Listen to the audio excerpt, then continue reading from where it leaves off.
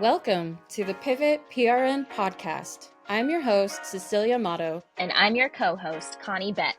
We are both nurses who dare to dream beyond the bedside, and we're ready to share our experiences and those of others who have found themselves at a crossroads in their careers. Every month, we'll bring you authentic conversations filled with practical tips and wisdom to help you better navigate the twists and turns of a scary career transition. So, if you're ready to make a change, you're in the right place. It's time to take control of your life, PRN style. Ready for your pivot? Let's do this. Charlene, tell us about yourself, your titles, who you are, and go from there. Thank you both, Cecilia and Connie, for having me. Really excited to be here on the Pivot PRN podcast. I am Charlene Platon. I currently work at Stanford Health Care as a Director for Ambulatory Nursing. So I've been in healthcare leadership for the last almost 9 years. And then by night, I'm CEO and co-founder of Fifth Window, which is a healthcare wellness community that I've been building with another nurse who is part of the team. And so it's been great to do these different types of opportunities. And I'm excited to share more about that on the podcast. Yay. So for our listeners, me and Connie know Charlene almost, I think, 10 plus years since we went to nursing school at UC Irvine. So we've known Charlene for a long time. She is a good friend.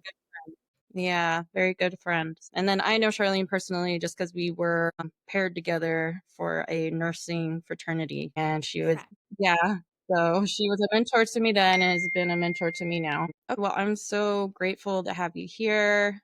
Thank you so much for being a guest. And we're really excited to share your story. Our podcast is all about pivoting. So can you describe one pivot in your life? Usually it's career, but can you tell us about a pivoting moment in your Yeah, it's interesting. I do feel like there have been a lot of pivot moments that I had. And, I didn't share earlier, but I first got into nursing because I was born into a family of nurses or born from a family of nurses. So my mother's an ICU nurse. My twin sister is a nurse. I have several relatives who are in nursing as well. So it was really natural for me to go on this nursing journey. But I really thought that my life was planned out for me. Well, actually, my mom planned out my life for me pretty early on. But then the first pivot I would say that I had was when I was at the bedside at my first inpatient nursing job. I worked at a community hospital in Los Angeles, and I had this opportunity to make my own nursing job. So I became an admission and throughput nurse because one day on the night shift, I noticed that there was a patient in the hallway and they were just there on their own in a gurney. And I said, hey, how's it going? Can I help you? And then they said that a nurse from the ED had just dropped them off there and they were just not sure what was going on. So there were a lot of gaps just in terms of how we did throughput and admissions on the unit. So I proposed this idea to have an admission nurse to my boss, and surprisingly, he let me go through with building this position and building this team. And I think it really was a pivot because it made me realize how much one idea can impact a larger system, impact both patients and nurses. And this was also shocking because at this same hospital, I had a lot of nursing colleagues who would say to me, like, who I knew who were really smart and had really good ideas, but they would say to me like, oh, I don't want to tell anything to management because nothing is ever going to change. And so it really was an interesting difference just with my own experience and what other nurses were telling me. So I think just knowing that nurses have the power to change their environments and the power to use their ideas was something that really set the stage for the rest of my career and other pivots that I had. But that was just I'll just start with my one pivot. There's other ones. Love that. That was great. Can tell us about one more pivot and then we'll go deeper into one of your pivots. Yeah, sure. I'm like, ooh, how many pivots can I share? Because I'm like always pivoting, I feel like. But I'll just say that my second pivot was when I chose to go to graduate school and then I finished it. I was the first family nurse practitioner in my family, actually. And I think actually in my out of all my relatives too. So even though we have a lot of nurses in the family, I think I am the first family nurse practitioner. And it was really hard, guys. F&P school that was a pivot. It's no it was joke. actually it's actually a pivot that I finished it because there was many times when I didn't want to.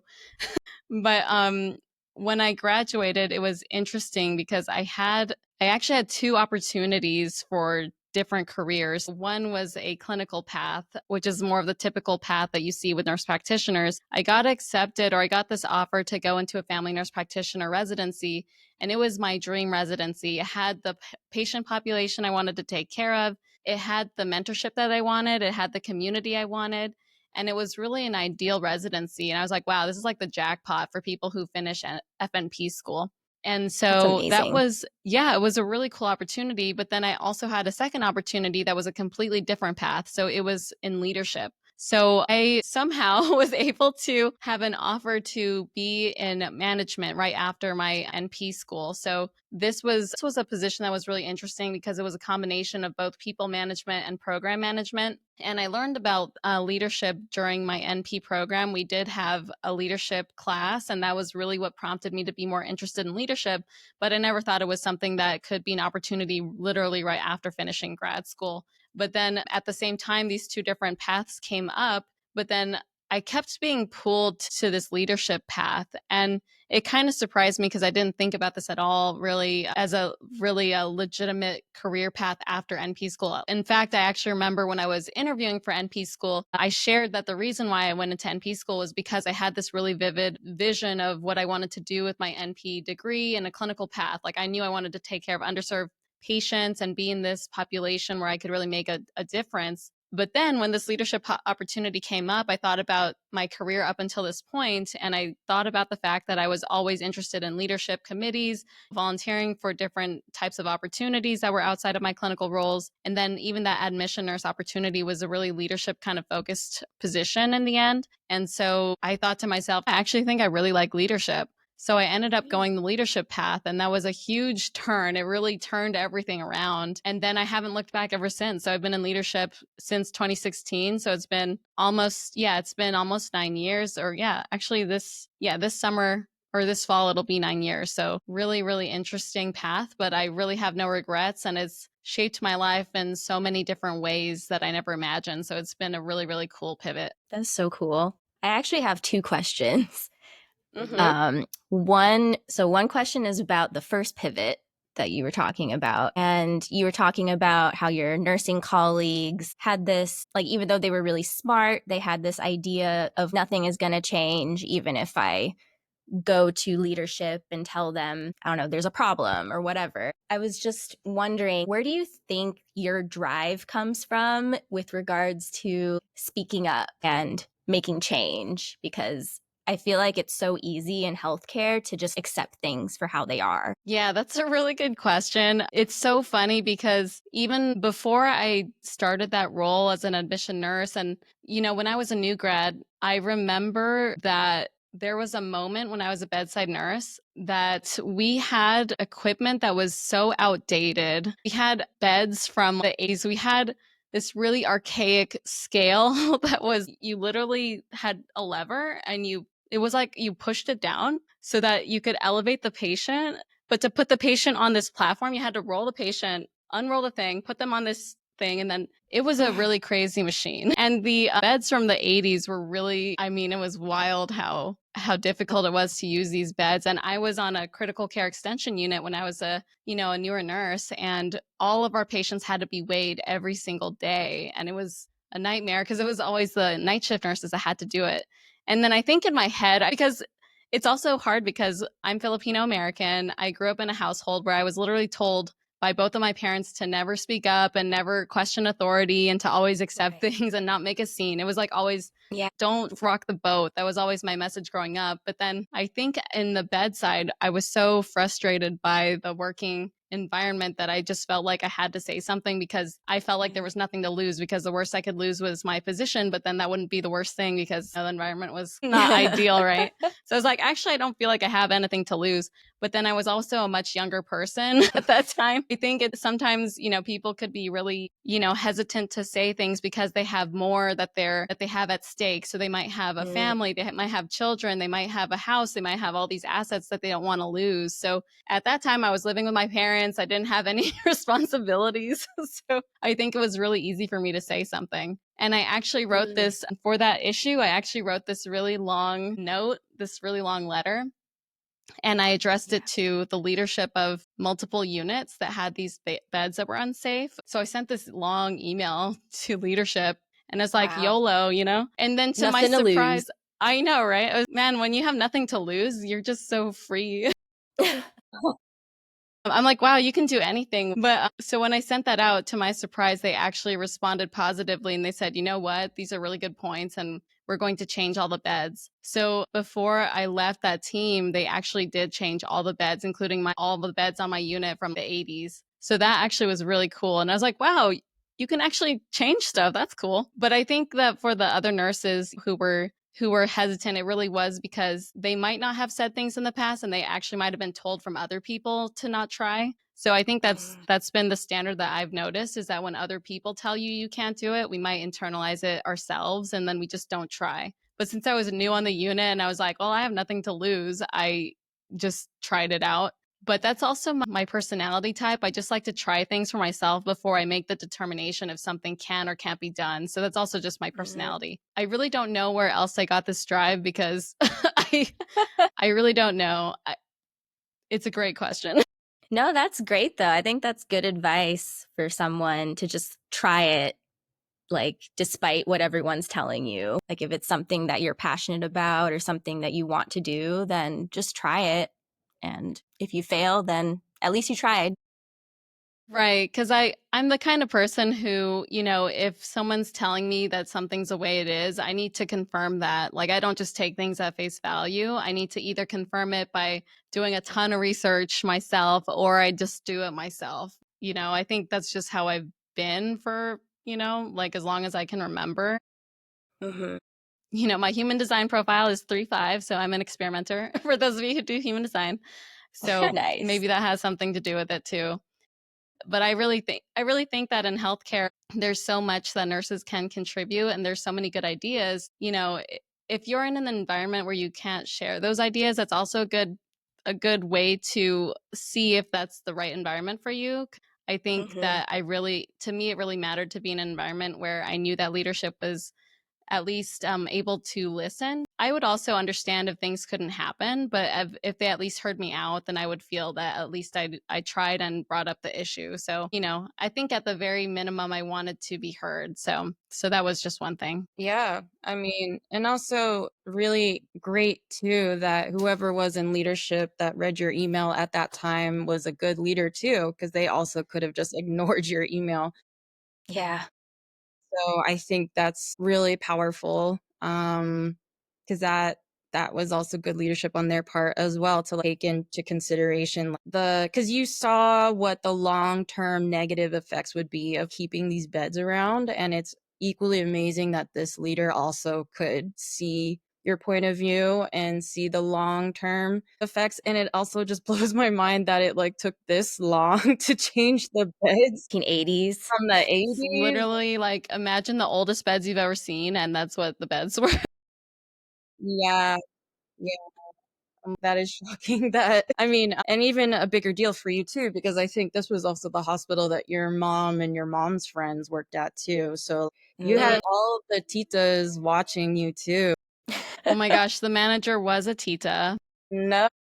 which made it even scarier for me. And also, so she was a Filipino nurse, and that made it really difficult, because I know there's kind of this standard that if you're younger and you're Filipino, you don't question older Filipino staff, right? So that was a little bit scary. But I also knew that I was kind of at the breaking point in terms of whether I wanted to stay in that job. So I also was like, you know what? This could be the tipping point for me, and that's fine. But this manager was also someone, it was interesting because actually this manager was someone who didn't have the best reputation among staff. People thought like, oh, this manager, she's always on our case about this and that, and then now being in leadership, I was like, I totally understand where that manager's coming from, and I feel so bad that I was maybe harsh in the past thinking about how she was leading the team, but now wow, I totally have a lot more understanding now that I've been in leadership for so long. But it did mean a lot that she was able to listen, because I did think that, because with the reputation that she had, I thought that she just wouldn't give me the time of day. So it was really cool that she did. Yeah, I mean, especially coming from like you were like a new grad too, right? So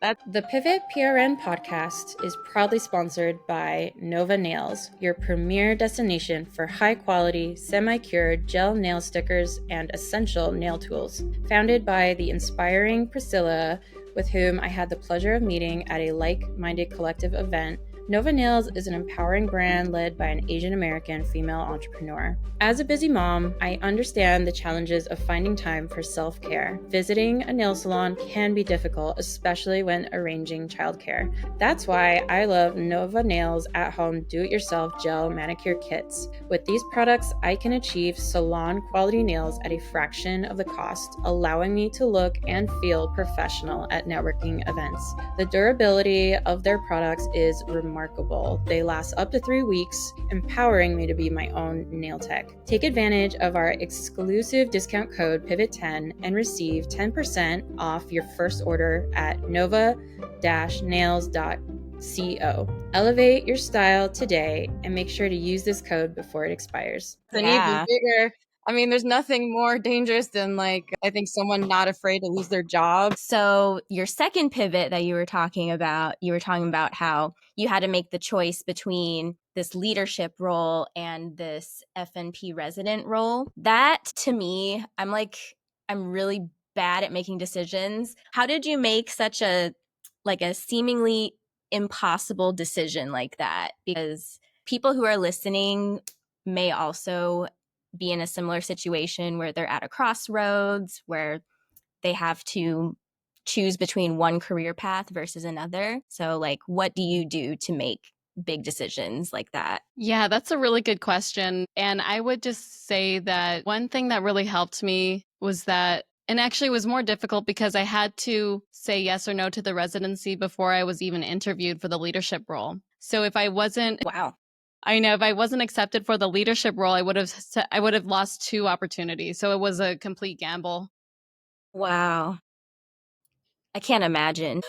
I know. I think this is also where the YOLO could be bad, right? If you take with the high risk comes high reward or high loss, I guess. And I was like, well, this is one of the biggest risks I took because I could have lost everything. Wow. But I think what helped me a lot was that I saw the future version of myself, and I was really thinking, okay, where is future Charlene going to be? And then in all the different future versions of myself I saw, they were all in leadership. And I was like, well, if my future self is already in leadership, why don't I just get a jump start? And just why wait, just go for it. But I'm also someone who I feel like is pretty unconventional, and I don't think that there's one linear path that you can go to in nursing. So I think a lot of people have gone the pretty typical path of you start in med surg, you go to a different unit and inpatient, you go to NP school, you say, it's kind of like this path that I've seen many people follow, and just because they thought that they were supposed to, even if it wasn't the path for them. But I think that because I felt that a lot of my life was already predetermined a lot just by being in nursing. And, since I was born from a family of nurses, there was a really big expectation that I would be a nurse. So in a lot of ways, I felt like I couldn't choose my career when I graduated school. So I think because that part of me was kind of planned out in a sense, or I went that path, I think I wanted to take some more ownership of what I decided at that moment to do. And that's where I was like, okay, I actually can decide what I want to do, and I can decide what step makes the most sense for me. So I was just reflecting on, where I wanted to be, who I wanted to be, and that was really helpful. But it can be challenging for sure, though, because if you do have both passions or multiple passions, it's not an easy decision. But I definitely think a lot of it was just my instinct and gut, because I just made it it was just a quick decision I had to make. And I was like, well, I'm just going to try it out. And if I also asked myself, if I don't do this, will I regret it in the future? And then I said, yeah, I would regret it if I didn't try, because if I just accepted that residency position and just didn't try to interview for that other position, I would have always asked myself, who would I be if I did that? Wow, that is a huge gamble. So much respect. You know, I didn't know that about you. I'm like, man, mad respect, mad respect. I probably would have just like taken the job and then still interviewed for the leadership job. And then I would have just been like, just kidding to the other job. I know. I might have been able to do, I didn't think about that. But oh, you know why? Because the start date for the leadership job would have been in September, but then the start date for this other job would have been much sooner. So that would be a pretty big gap. I mean, I guess you could also just bounce and be like, bye. But then I also felt bad because I It's a little know messed that up. right, because I know that residencies are extremely competitive. Like in Oh, yeah. California, at the time, in California, there were only 2 NP residency programs that I could apply to in the state. Wow. And this was one of them. And I was like, dang, I'd be really, really mad if I was the person who was coordinating this fellowship and then this fellow was like, yeah, I'll do it. And then they just bounce. And I don't know, I feel like that'd be really sad. So I was like, okay, I'm just going to make it clean, Yeah, yeah. Dang, I didn't even realize there's only 2 residency programs for NPs, and I'm sure not Yeah. like every single one of your classmates got them either. So, No, a lot of Just my thrown in the classmates, fire. yeah, a lot of my classmates had to take jobs elsewhere or just go into jobs without residencies. So this was a really, really lucky offer to get. mhm. There's a lot more residencies now, but definitely at that time, back in 2016, there were a lot less. That was another reason why I was really like, man, did I make the right decision? But I just figured, well, if it doesn't work out, I'll just apply to the next residency cycle or whatever it is. Yeah, you figured it out. Right. Things worked out in the end, so that was good. Amazing. So you trusted your instinct, your intuition. Yeah, it really felt like it was the right call at the moment. I don't know, there's some unexplainable feelings that I've had where I know that it's just going to work out, and so far it has. But I think that nurses are really intuitive and healthcare workers in general. So if you all really lean into that intuition and try not to push it out, but just invite it in, I really think that it's a skill set that many people don't have, but that nurses actually are really good at. So just one thing to think about. Yeah, Speaking of that's great. intuition, let's talk about what you're doing now. I know. Yeah, speaking of intuition, so actually it's really cool to be interviewed by both of you, and Cecilia actually gifted me my first deck of tarot cards. So one of the things that I'm doing outside of my work as a nurse leader and outside of my work in building my community is I am also a tarot reader. I've been doing tarot readings for the last 3 years, but I've been actually consulting tarot card readings for the last, oh my gosh, 13 years or more probably. So tarot cards have been a huge step of my journey in nursing. And actually, this is a good answer to your previous question too, Connie, about how to make decisions. Tarot cards definitely helped me a lot too. There we go. If you have any questions, just ask the cards and let them tell you what to do. Well, I mean, it'll provide some good guidance, but because the tarot cards have always been helpful in my journey. In particular, I have used tarot cards primarily to ask questions about career and life path. That's the top 2 things that I always ask about. I don't ask about relationships. I don't ask about, family. I only ask about career and life path. But it's been really helpful for me for all of those steps of the way. So I think it's a really good way to tap into your intuition that's a little bit more accessible probably and more visual. So did you start with the tarot reading just because Cecilia got you the deck, or like what like sparked your interest in it? So because Cecilia gifted me the deck, that was a motivator for me to actually learn to read, or to actually be like, well, I have no excuse now. I have a deck of cards, so I got to use them. And they were also super pretty. I love tarot cards because I'm really visual. I love aesthetics, and man, those cards that you got, Cecilia, they were super pretty. I'm like, man, it'd be a shame to not use these cards. So I have to try it out. I looked at many, many, many decks before. deciding on that deck. And unfortunately, the best deck that I could find for you was coming all the way from Italy. So that was the deck I had to buy. Oh my gosh, which is great because a lot of the roots of tarot are from Italy, from France, back in the I didn't know that. 1400s. Yeah, the first version of like known tarot cards as we know it now came from Italy. Wow. So that's really cool that it was shipped all the way from Europe, as it should be, right? And Wow.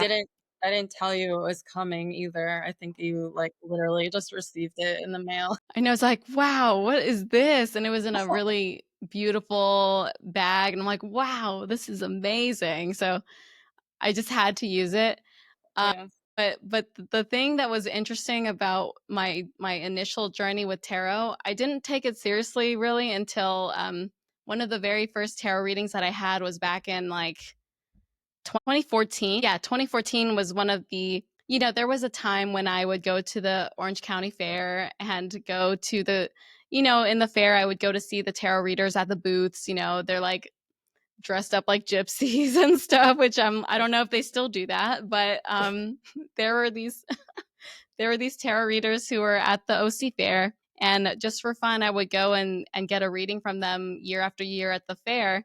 And then around, in 2014 I went to the fair, and it was like a tradition at that point. I had gone a few times already each year before, but then in this year I had talked to the tarot reader, and these are readings that are like $10 for like, I don't know, it was really, really cheap. So I was like, oh, these are not serious because it's just like $10. And I still remember vividly that this tarot reader, I paid her the money and then she drew 3 cards. And then she said to me just point blank, because I didn't even have a question. I was just like, oh yeah, I just want a general reading. And then she said to me point blank, oh, you and your boyfriend are going to break up.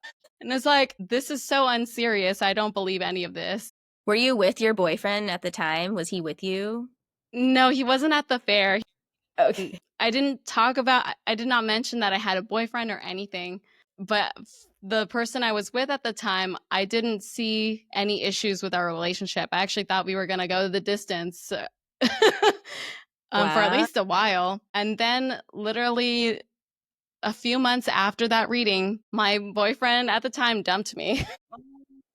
And I was blindsided. I actually did not see it coming at all. But then I didn't even realize until later that that was what the tarot reader said. And I was like, oh my gosh, this person actually told me it was going to happen, and I didn't listen to her. Oh my gosh. Although, it's one thing to read tarot for fortune telling and future telling. I don't do that actually in my readings as like a standard or anything like that, but it got me really interested in tarot. And so that's part of the reason why I also wanted to be a reader. But then the first professional reading I had, it was when I was in grad school, and I really, really had a tough time in grad school. And I was like, man, I don't want to be in grad school anymore. And without me saying anything, this professional reader said to me, she asked me, are you in a program right now? And I said, yes. And then she said, don't quit that program. And I was like, dang. It's like, are you sure? Like, maybe gotta reshuffle those cards or something. And then she actually was the one who told me too. She said, like, you're gonna be in a manager position. And that was like right before I graduated NP school and got that job offer. But I didn't know it at the time because this reading was well before I graduated. So that was another thing that was really interesting. That is really interesting because I think you recommended that reader to me. And I also went to that reader when I was in grad school and asked literally the same question. She would give me the opposite answer and was like, Be a manager? no, no, she's like, you don't have to finish your program, basically. Like, you don't have to. She said that? Yeah. Oh. I mean, more or less. I mean, I kind of answered my own question because we didn't do a card reading. We did a past life regression, and I kind of answered my own question. But Interesting. But when I told her what I thought, so in my past life regression not to derail this entire interview. No, I want to hear. We love that. No, so we love the sidebars. In my past life reading, in none of my past lives was I working. All the past lives I was reading, I was either like a hermit or just like a stay-at-home mom or like. Oh my gosh, I love that life. That's amazing. Wow. or like a priestess or like a witch. Like in all of these past lives, I was alone and like working for myself. My gosh, that's amazing. So I told her that, and I said, I think my guides are telling me like I don't have to work or have to go to school. And she was like, yeah, that resonates. So Wow. so I love that she told you straight up like don't drop out of your program. Well, I don't know if I loved it at the time. I was like, but that is wild though that message resonated and then this one did, right? Yeah. So that's pretty interesting. Do you think it also helped you decide to go for the leadership job because she told you that you should be a manager? I actually completely forgot that she told me that. When I did all that stuff with the leadership interviews, I did not remember at all until it was kind of like the boyfriend thing. I forgot that was said, and then it happened. And then I was like, oh wait, that person said that was going to happen. So this was the same scenario where I completely forgot about it, and then later I was like, oh my gosh, actually she told me about that. So it didn't click until way later, which was even more interesting. Wow. The only thing I That's so remembered cool. at the time was that she said not to quit the program, and I think I was just so focused on that that I forgot about the other parts of the reading. But yeah, I still vividly remember the cards that she pulled. Like I just thought it was so cool. So it's been really awesome to have tarot as part of my journey more, more directly. Amazing. How did you transition into like starting to do tarot readings yourself? I would say, part of it was pretty simple because when I first started reading, it was during the time that, the pandemic was happening, and it was a lot of the time I was just staying at home and trying to figure out what to do in my spare time. And so when it was a pandemic, it just kind of worked out that I was just looking for, other tarot readers to work with. And it just so happened that the tarot reader that I was working with, or that I sought readings from, was offering lessons for tarot reading. So and since I had that reader do many different tarot readings for me, I really liked the style that he had, and I really liked the way that he read. So it would be really cool to read from this or to learn from this person. So that was my very first introduction into becoming a reader. And it was a 5-week course. And so it was a really, really nice introduction. And I really liked it. So that just kind of, fueled all the other things that I did, like reading books, taking other courses, and just practicing a lot. And I just figured out how much I really liked it. And that's how it happened, I guess. That's awesome. And now how does your tarot card business operate now? Do you sell your services, or like how does that work? Yeah, so I did donation-based readings for a while, and now I do a mix of virtual and in-person readings. So I'll occasionally do readings at a coffee shop that's local to me, and it's been really cool to be able to do in-person readings, but I will still offer virtual readings, through my Calendly, and people could just pay to schedule a reading with me, and that's how I've been doing them. But it's been really informal. So I've been still just testing things out and just kind of seeing what works. And I've been using a lot of it still as just kind of like an extra skill to learn while I'm doing these other things. But I think in the future, it'd be really cool to do it even more seriously and more professionally. But we'll see, because there's a lot of things I want to do. Yes, you have multiple passions. Yeah, it's a blessing and a curse. I love that though. Tell us about your other passion, technology. That's the other big pivot we haven't talked about yet. Yes. And I always love hearing the story of like how it started, because it's such a unique, it's not ever something you hear your coworkers ever say they did, or other nurse coworkers. It's not like no one just goes to a like a hackathon when you're a nurse. Like Coders or programmers. how did that pivot happen? Because that is a good story, I feel. Yeah, so it's interesting because ever since I was in the 3rd grade, I had been learning I had been really interested in the internet and tools online, and I would make websites, up until I made websites up until high school, and that was like my Wow. first experience with coding because I would code HTML and make all these websites. And I learned how to, use Adobe Photoshop and do graphic design from that. And I don't know, I just thought it was really cool. There was a time that I wanted to be actually like a software programmer or engineer, but then my parents said like, no, don't do that, be a nurse. Why not? I mean, that's a good job too. Well, at the time, they were really skeptical of a career in, technology and computers because they didn't know what they didn't know. So they're like, no, like be a nurse because that's a stable job or stable career. I also wanted to be an engineer or an architect, but they said no to that too. So they don't be a nurse. And I was like, okay.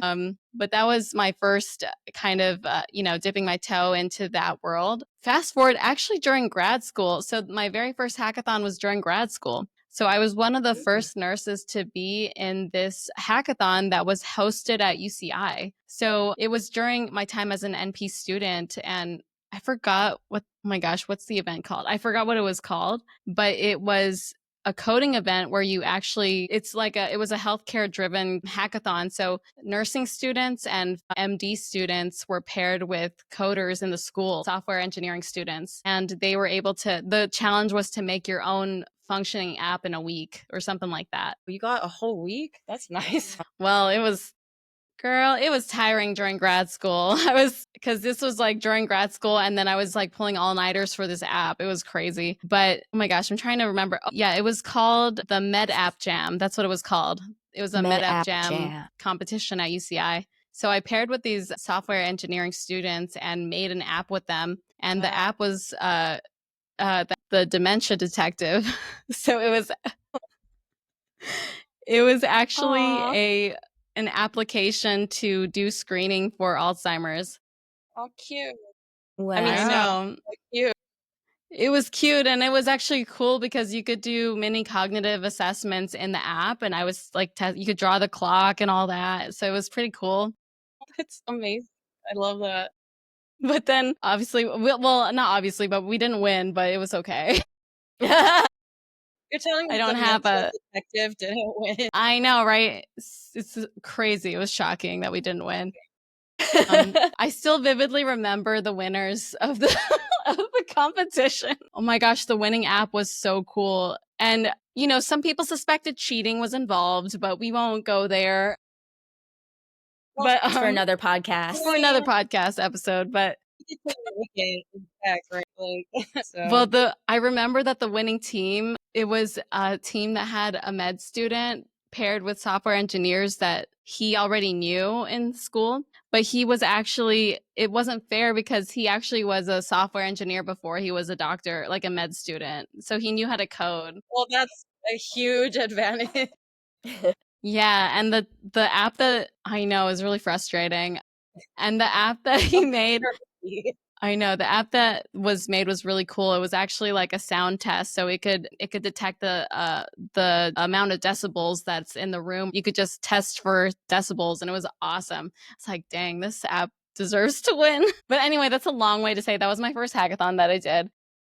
Sorry, incredibly long backstory. We love the stories, so keep them coming. That was the origin story. Then fast forward, in 2019 was the first hackathon that I joined that was a nursing-specific hackathon with Johnson & Johnson and SONCIEL, which is the Society of Nurse Innovators, Entrepreneurs, and Leaders. So I was a Johnson & Johnson fellow from 2019 to 2022.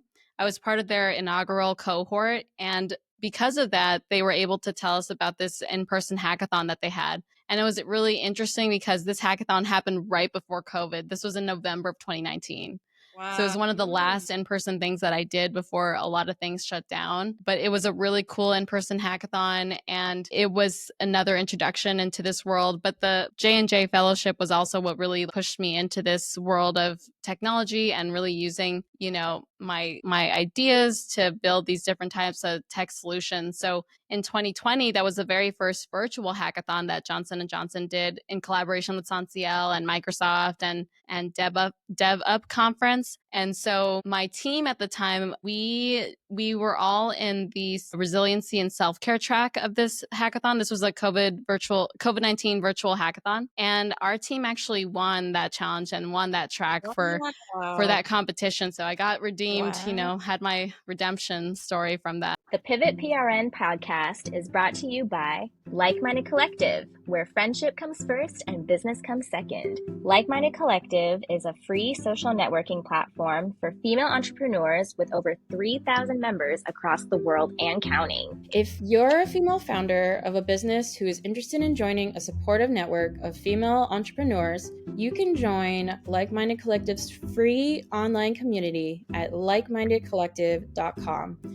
And if you live near Orange County, California, you can join Like Minded Collective's in-person networking chapter, Like Minded OC. So, Connie, why do you love LMC? Okay, so first of all, Inbal Claudio, the founder, is such an amazing connector of women and businesses. The women you meet at LMC are powerhouses, very down to earth, easy to talk to, approachable, and even as a new business owner myself, they meet me where I'm at, and everyone is just so supportive of each other, and the vibes are amazing. And if you are part of Like Minded OC, you have access to a lot of events like wellness walks, coffee and conversations, business events with workshops, hot seat coaching. What about you, Cecilia? What do you like about LMC? Other than the fact that you're a member there, I love going there because I always leave feeling so good, so refreshed, so excited about my business. The environment is super inclusive to mothers. So we have a special promotion just for our listeners. If you are interested in joining the online community, it is already free. You can already sign up whenever you want just to go to the monthly free meetings. But there is also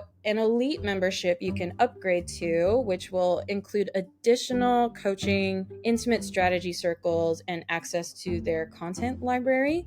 You can use our special discount code PIVOT10 to get 10% off your first monthly membership. Or if you are a local to Orange County, you can use the same discount code PIVOT10 to get 10% off your business and collab event tickets, which is their once a month event, which has the most women and has a really great workshop. Go to likemindedcollective.com and sign up now for a virtual or in-person event. Mark from Dementia Detective. Yeah.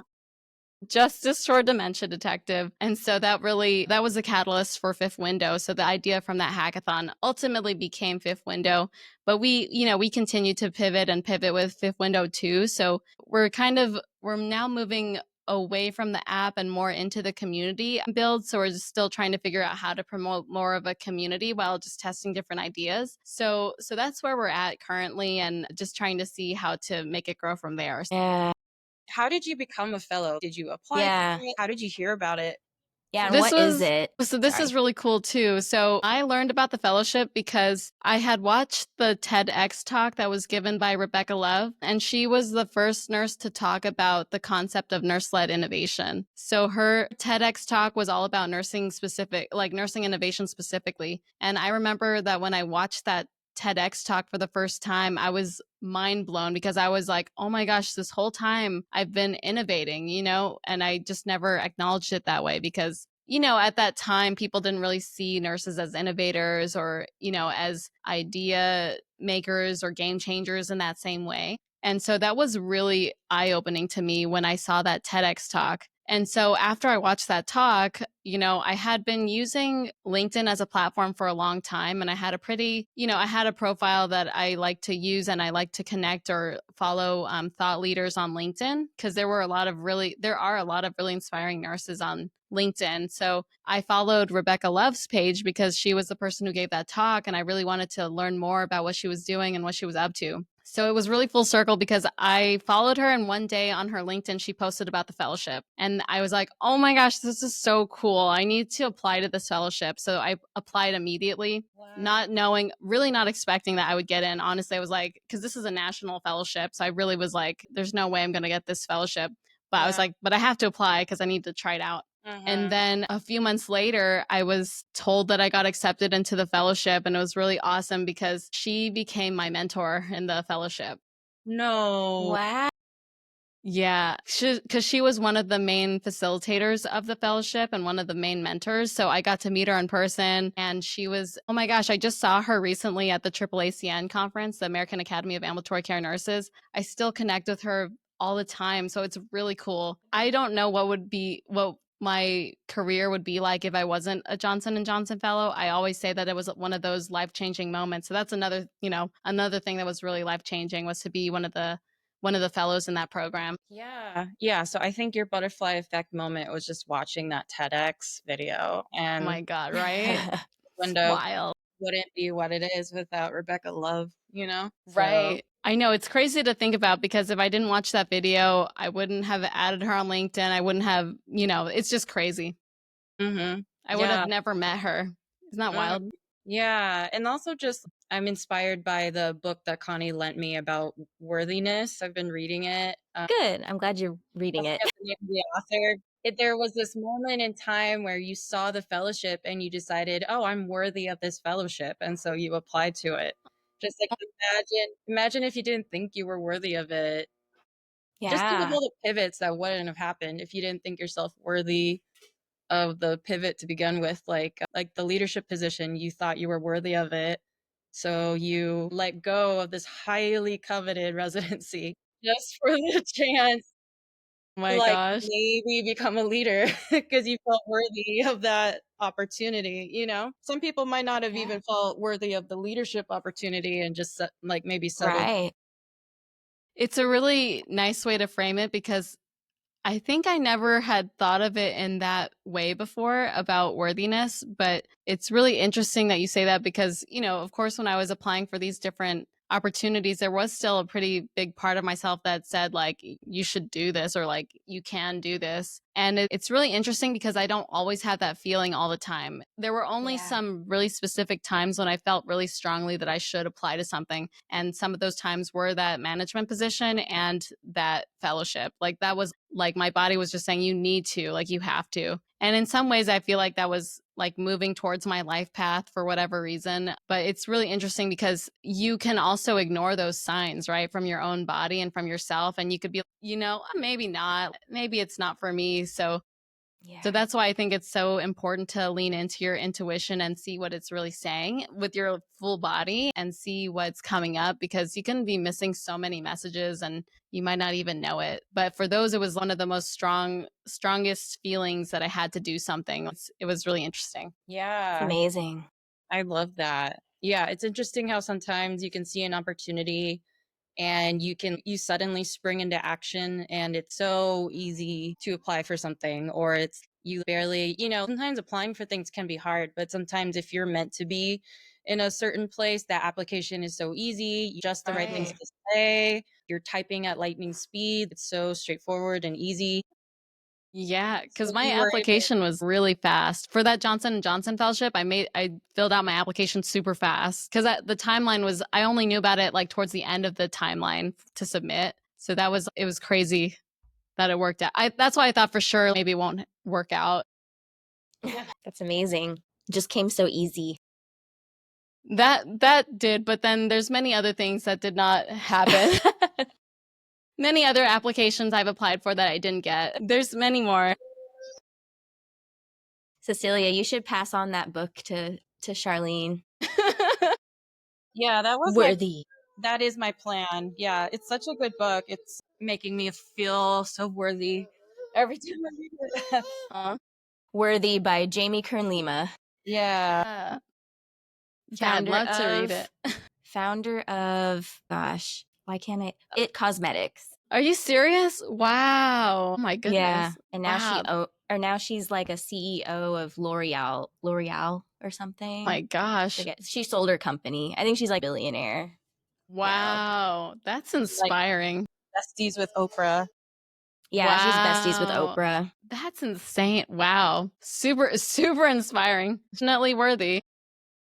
So I do want to talk about self-limiting beliefs. And did any of that come up for you in some of your transitions? And just, is there any wisdom you can share about overcoming? I mean, you kind of did already talk about it, the importance of mindset and how to challenge these self-limiting beliefs. And like you mentioned before, like you can inherit these limiting beliefs from even your own family and the people that you look up to. So is there something you'd like to share about that for our listeners? Yeah, I think that a lot of the times we don't know how many self-limiting beliefs we have until we come across certain situations or certain circumstances or opportunities. And it's really important to have the awareness of those limiting beliefs. And it could even be as simple as if you do see an opportunity and you immediately say like, no, I can't apply to that. It's just kind of diving in deeper and asking yourself why you feel that way and really thinking more about that. I had, even though I've been really fortunate to get a lot of these opportunities that are pretty unconventional in nursing because they're also new.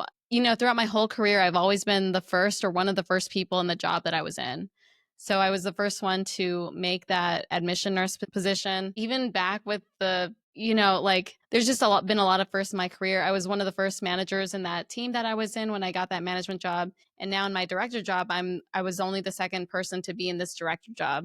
And then I was the first Johnson & Johnson fellow or in that first cohort. So there's been a lot of firsts in my career. And it is part of my personality because I just want to try all these new things all the time. But then one of the downsides, well, I guess maybe not a downside, but one of the challenges with that is that because everything's new, you're like the one who's setting the foundation for all those things. And there's no answers for how you do this or that. So a lot of the time, the self-limiting beliefs for me would show up as, I don't know what to do. Like, I don't know the right answer, but there really is no right or wrong. But, I made a lot of mistakes because I'm just paving this path for the first time on my own. So there's a lot of mistakes that I've made. And I think that one thing to know about self-limiting beliefs is that there will always be challenges that come up. And we as nurses can be such perfectionists that we can feel there could be a lot of challenges if we have these setbacks because we work so hard to take care of our patients, to do what we do. And there's a lot of good quality work that we do. And we care a lot. Because we care a lot, it could be really hard to start stuff or to do stuff. And these perfectionist tendencies really impacted my journey too. And it's really at odds with my experimenter self. So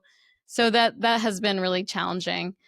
But I would just say that these challenges are part of the journey, and that's nothing to be afraid of. There's nothing wrong with that. It's expected. And that's how we learn and grow, and we set the foundation for others who want to do that. I think that we also don't realize how much we influence other people with these decisions that we make. And by doing what you're doing can impact so many people. I've actually had several people who had come up to me saying, like in my different leadership roles, it's awesome to see you in this position because there's not a lot of people who look like you or me who are in these roles.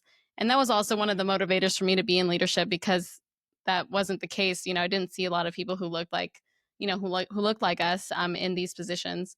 But I think that all these decisions that we make really impact the greater whole of what we do. And so I think that limiting beliefs might feel limiting, but if we are able to just take, a few steps forward, like even if they're the tiniest steps possible, it's better than not moving at all. It's like one of the things that I've really learned. So even with all these beliefs and all these challenges, it's really important to still try and move forward and do things. And we could always pivot, right? If we want to. So that's something I just wanted to share. Yeah, I mean, because you did mention about like learning through mistakes, because your human design profile is the experimenter. Is there a particular mantra that helped you on this sort of different life that you've taken? Yeah, so kind of similar to what I had mentioned about continuing to move. So I was one of the people who was really late to watching Game of Thrones. I watched it like after I binge watched the show up until the last season came out, and I finished everything up until the last season came out. So I was able to watch that in time. But anyway, when I was binge watching Game of Thrones, there was one episode where Sansa Stark says to Lord Baelish that she actually said, and I don't know why this stuck in my head so much, but she said to him, I'm a slow learner. It's true, but I learn. And I was like, dang, that is so profound.